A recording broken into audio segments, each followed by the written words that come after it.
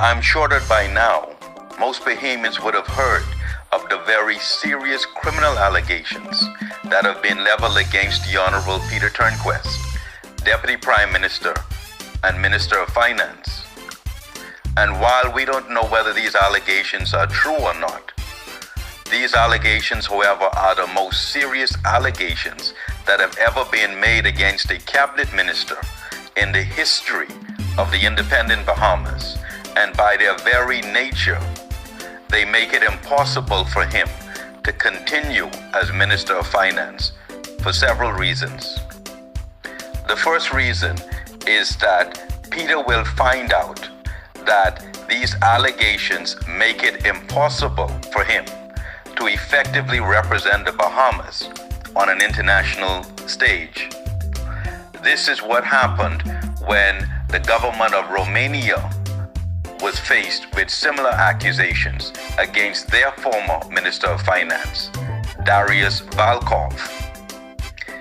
He was alleged to be involved in corruption regarding a €2 million payment, even though the alleged corrupt payment occurred years before he became Minister of Finance.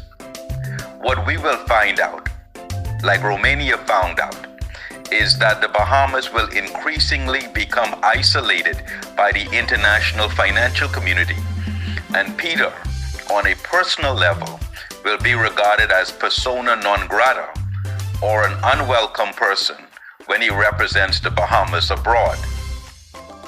And the second reason why Peter must resign in the best interest of himself and the Bahamas is that lawyers will tell you that they will never make a claim based on fraudulent misrepresentation in civil matters when they are only required to prove their case on a lower level on balance of probabilities based on negligent misrepresentation.